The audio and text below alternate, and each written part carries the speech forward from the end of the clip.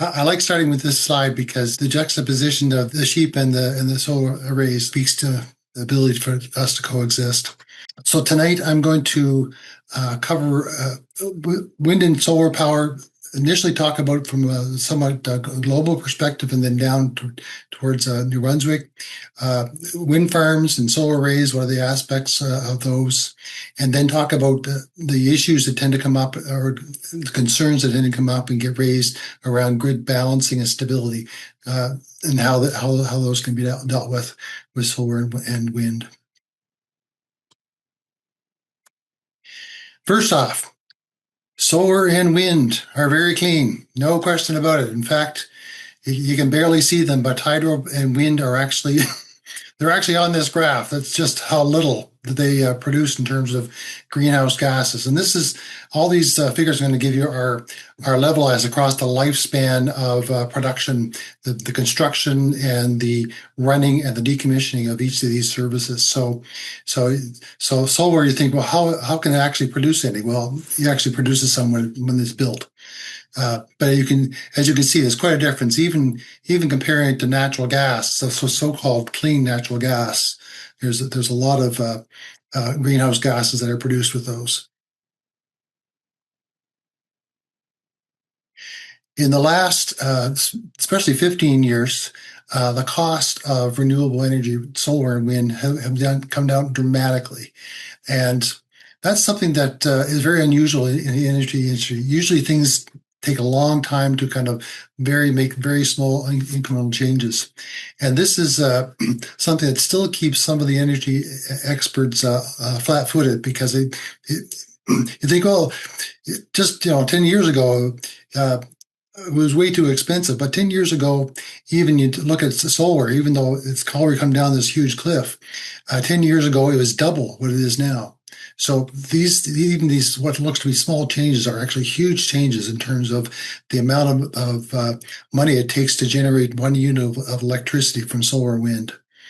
And again, these costs I'm showing you, which are cents, in this case US dollars, cents per kilowatt hour, they're levelized costs, which means they include both the construction, the operation, and the decommissioning of these services. So they're quite something. And of course, if we zoom in then to some more figures that are closer to home in Canadian dollars per kilowatt hour, we have took sources for information from the New Brunswick 2023 IRP, and also there's a study done by Ontario Clean Air Alliance, the Energy Futures Group. And just to give us an idea, again, what it looks like closer to home in Canadian dollars. And again, it's very clear that the wind is far cheaper, less than half the cost of gas, running at its most efficient, which is gas combined cycle. And Belledune, well, currently runs coal, and they're thinking about converting that to run on biomass. And again, look at the cost of that versus wind and solar. Nuclear keeps on coming up as something that people are but in terms of I guess maybe it's more they're just got used to it. I don't know. But the cost wise, it's just crazy. There's no comparison. Why would we be running with nuclear versus wind? It just makes no sense. And then the last piece I have in here is called gas peaking.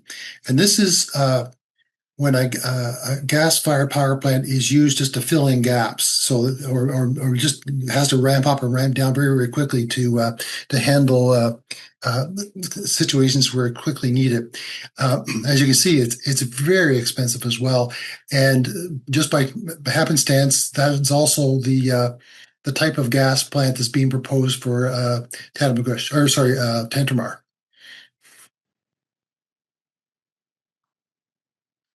So, of course, both the need to clean up our act to resist climate change and take action against climate change, and also the cost, because of these things that has fallen so quickly, have caused the use of solar and wind to go from basically nothing 25 years ago, even 15 years ago, it was barely anything. And now it's just continuing to rocket forward. In fact, if you look at how much electricity is being generated last year. Look at this stick, this dark blue stick, and compare that to the amount of electricity has been generated by nuclear. As you can see, over the last 25 years, nuclear, despite all the promotion and marketing and hype and whatnot, it's still producing maybe a little bit more, but basically the same as it did 25 years ago.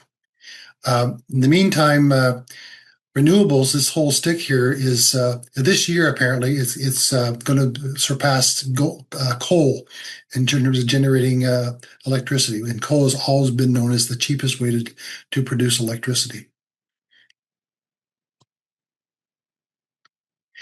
Wind farms. Okay, wind in New Brunswick is awesome. It's Yves Gagnon of University of Moncton did a study in 2009, and he looked at how much wind potential do we have in New Brunswick, and it came out to about 41 gigawatts, which in today's technology it would be much higher. And to give you an idea of how much that is, when New Brunswick had a peak load back a couple of years ago in 2023 in February, where they had everything on, and they were running about between 3 and 4 gigawatts of power. Now compare that to 41. So it gives you an idea that's a huge amount of power for New Brunswick. One of the great things about wind farms is they produce more in the wintertime because there's more wind and because the air is colder and therefore more dense. So the moving wind across a turbine blade actually provides more energy. It's a small land footprint rather. And that's contrary to what a lot of people think about in terms of wind farms, because wind turbines are spread out over a long area. But you can do a lot of things in between those wind turbines, farms, or grazing animals, crops, or various other things. The key thing is you don't want to have buildings next to them, but there's lots of things you can do in between them, grow trees, whatever. There are concerns around things like sunlight flicker, where the blades are passing between your eyes and the sun. That can be very annoying. And also blade sound. Used to be just talk about sound, but actually the current technology of wind turbines has gotten so that they're so quiet that the main sound coming from now is just the sound of the blade going through the air. That's how quiet they are. So, and these issues or concerns are usually dealt with by using regulations that have setbacks from dwellings or businesses. And then the concerns around bird strikes. Certainly, far more birds get killed by cats and buildings, but still, we want to minimize that, obviously. And so, there's been a lot of work done on ensuring that wind turbines are sited so that they're out of migratory paths, as well as using things like simple as painting the turbines different colors or in different ways, different patterns to make sure that they actually look different in the sky to ensure to reduce bird strike. That's been very effective, apparently. And even sophisticated systems like radar to actually shut down turbines if flocks of birds are coming their way. So again, ongoing concern, but something that's being addressed. Solar arrays. The solar resource in New Brunswick is not as great as the wind, but it's still good. And just to give you an idea, the insolation, which is the amount of energy coming from the sun hitting the province, is actually higher than Germany's. And Germany last year produced 71 terawatt hours of electricity from solar. Now, 71 terawatt hours, that's a big number. And just in comparison, last year, New Brunswick, the whole of New Brunswick generated 14 terawatt hours. So obviously we can do a lot more with just solar if we so choose to. Nice thing about solar is it produces more in the summer. Wind generates more in the winter. So it's a nice complement. And it does have a much larger land footprint. Obviously, we want to focus solar on all things that are already human-made, like buildings, over parking lots or whatnot. But it can coexist quite nicely with farming. And this is a whole study that's going underway where, as I started with the sheep and and solar arrays, but also even crops can actually even benefit from having solar arrays installed over them because they reduce loss of water and whatnot, and improved shade, depending again on the crop. But there's definitely good potential for lots of harmony in terms of using solar arrays with farming.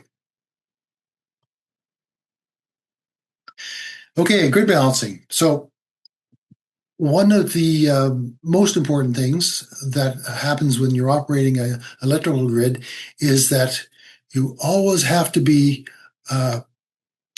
providing exactly the same amount of energy or electricity as you are drawing at it.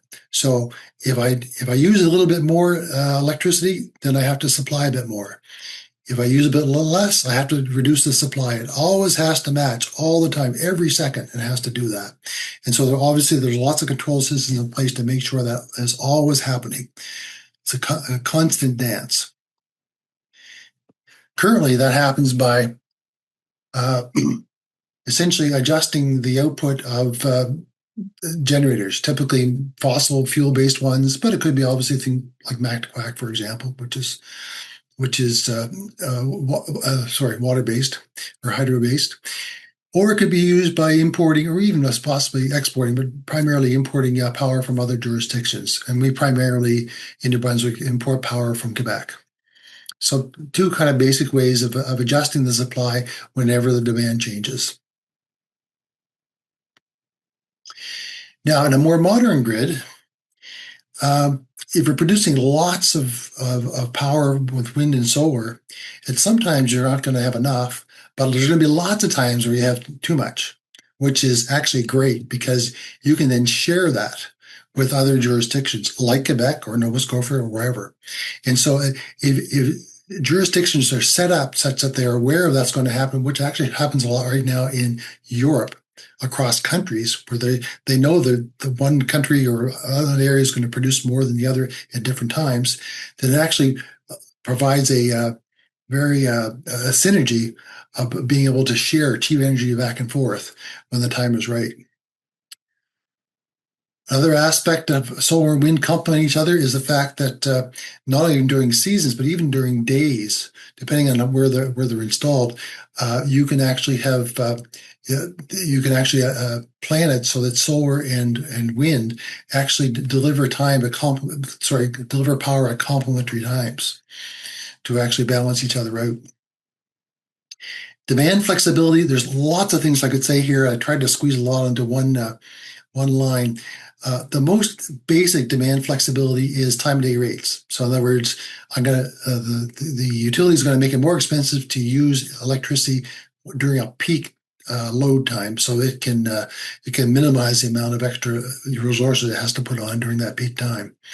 But there are lots of other ways, like with EV charging, heat pumps, control devices for hot water heating and whatnot, that can actually make this even more convenient for the customer or for the resident, and still achieve the same result and reducing everybody's costs at the same time. Lots that could be said around that, but again, it's a big part of the fact that we have the technology today to actually make that much easier. And last but not least is the battery energy storage systems, which of course have generated lots of excitement. Lots of excitement. Why? Because they're so cheap now.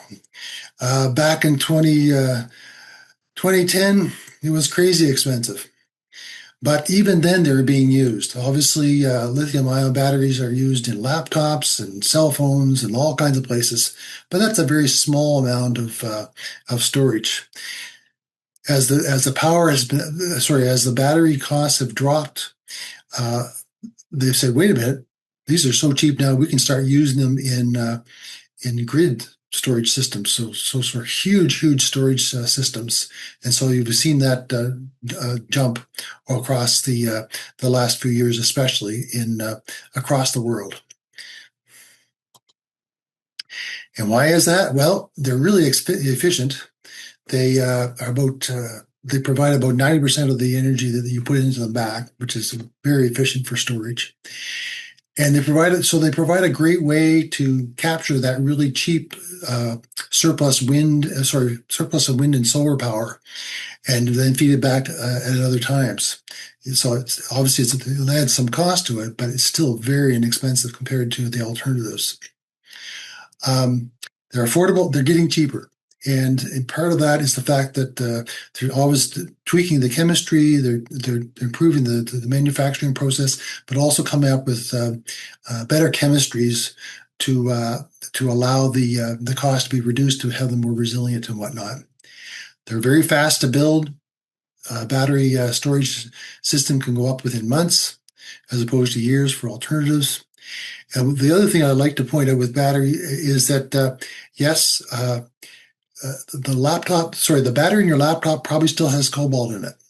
And obviously there's lots of issues around cobalt in terms of where it comes from in the various places of the world. But the batteries that are now used in more and more cars, as well as all grid storage systems, is now cobalt free, just because they changed the chemistry, so it's less expensive, and they don't need to be as energy dense as the alternatives. And that also is being, looks like it's going to be replaced by sodium-ion batteries, which are coming on strong.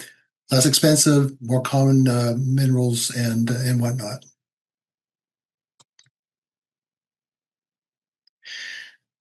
Well, so we have lots of tools for keeping the grid balanced to make sure it's still reliable.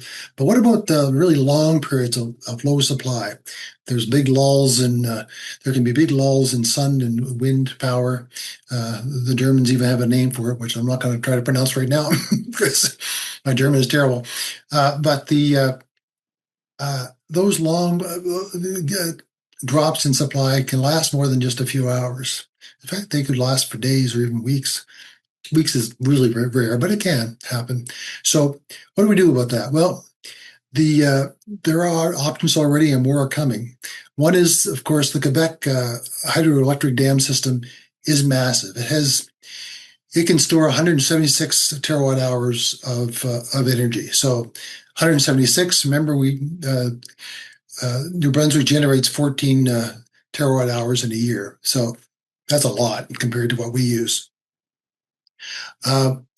The issue, so they have tons of that. They love to sell us electricity. They have tons of reserves that can easily take care of weeks of problems for us if they happen to arise.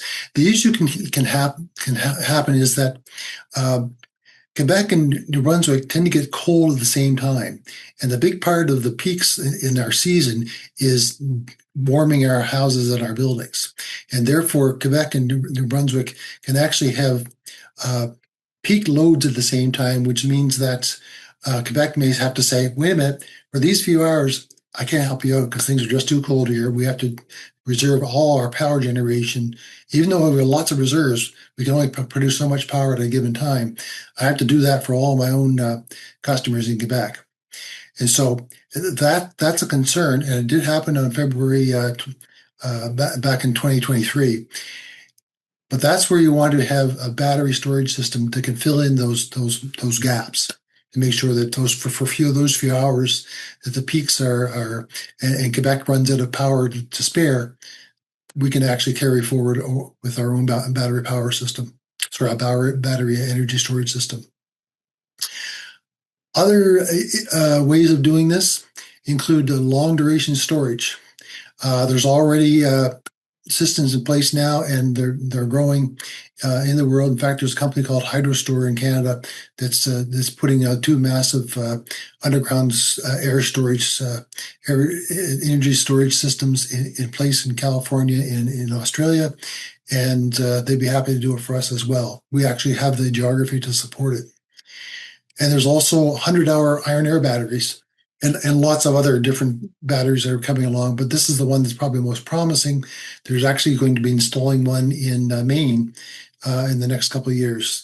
Actually, a battery that stores 100 hours worth of energy, which is just amazing. That's over 4 days. And lastly, that's on this particular list is the offshore wind power from Nova Scotia. Obviously, this is down the road. I don't think they're expecting to start production or start producing electricity for about 8 years.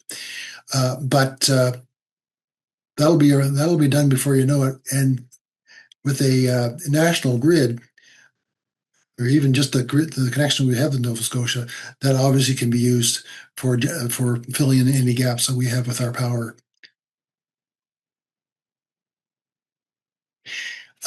Grid stability. This is often brought up as an issue with wind and solar, and it's because that the grid stability is the ability for the system to handle sudden changes or events where the load on the system jumps or drops really, really quickly for some reason. And right now there's these large rotating generators in Point Lepreau, as well as Colson Cove and Beldoon, that when those events happen, because there's so much inertia, they don't stop. They may start slowing down, but there's enough time for a control system to say, "Oh, I need to speed that back up again before there's a problem." So that's when they talk about stability. That tends to be, they talk about these quote base load generators. Actually, times have changed. There's still a lot of those generators doing that job, but more and more there's now battery storage systems which can perform that role. They don't have large rotating masses, but they actually can respond within milliseconds to say, "Oh, there's a sudden load. Well, we're going to jump in and cover that off." Or the load has fallen. We're going to take energy off the system to make sure it's still matched. And there's also things with synchronous condensers. It's a big spinny thing, and it doesn't burn any fuel. It just uses electricity, and it provides the same kind of rotational inertia that the generators do. They're actually, again, they propose to install one of these in Tantramar, and this is actually a good thing, but we won't get into the details on that one. But needless to say, these two things by themselves can take care of any of the stability services that are provided by baseload generators. And so hopefully I haven't gone over. So the renewable energy is here, it's clean, it's affordable, it's getting cleaner and cheaper all the time. And there are lots of clean solutions. I've gone through some of them, but not all for sure. They're available for the grid balancing and stability to make sure that we have a higher reliable grid, and it continues to move us towards 100% clean grid. Really, I think we just need the political will for a renewably powered future. And that is it. C'est ça.